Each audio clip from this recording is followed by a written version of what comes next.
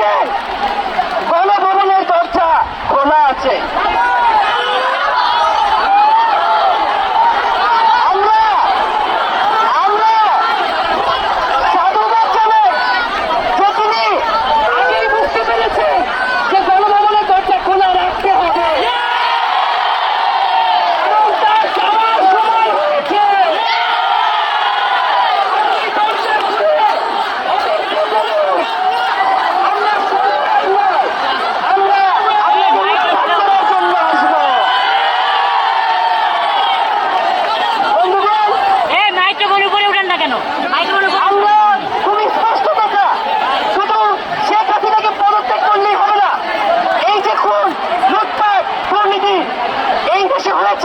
তার বিচার হতে হবে।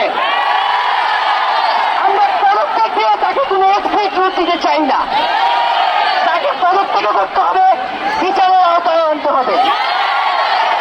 এবং শুধু শেখ হাসিনা নয়, পুরো মন্ত্রী পরিষদ, সরকার সবাইকে পদত্যাগ করতে হবে। এবং এই যে রেজিম, এই যে জাতিবাদী শাসন ব্যবস্থা, এটাকে বিলোপ করতে হবে। এবং আমরা এমন একটি বাংলাদেশ গঠন করতে চাই, এমন একটি রাজনৈতিক বন্দোবস্ত তৈরি করতে চাই যেখানে আর কখনোই কোন ধরনের স্বৈরতন্ত্র, কোন ধরনের ফ্যাসিজম ফিরে আসবে না।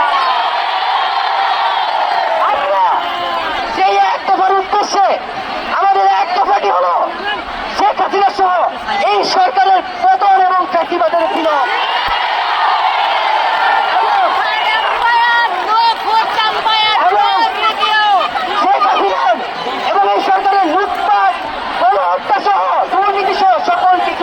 নিশ্চিত করা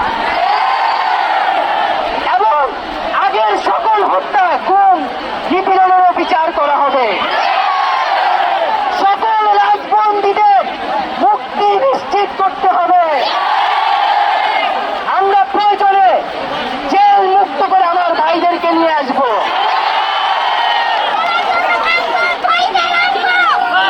বন্ধুগণ, আমরা জেলের দরজা ভেঙে আমার বন্ধুদের ভাইদেরকে মুক্ত করে নিয়ে আসবো এবং জনগণকে আমরা আহ্বান করছি, আপনারা যে স্বতঃস্ফূর্ত ছাত্র নাগরিক অভ্যুত্থান শুরু হয়ে গেছে, তার সাথে এসে যোগ দিন। পাড়ায় পাড়ায়, মহল্লায় মহল্লায় সংগঠিত হন এবং আমরা খুব দ্রুতই বৈষম্যবিরোধী ছাত্র আন্দোলন থেকে ছাত্র নাগরিক অভ্যুত্থানের জন্য সর্বস্তরের নাগরিক, ছাত্র সংগঠন এবং সকল পেশাজীবী মানুষের সাথে মিলে সম্মিলিত মোর্চা ঘোষণা করব। সকলের সাথে আলোচনার মাধ্যমে ভবিষ্যৎ বাংলাদেশের জাতীয় রূপরেখা আমরা খুব শীঘ্রই আপনাদের সামনে হাজির। তার আগ পর্যন্ত আমরা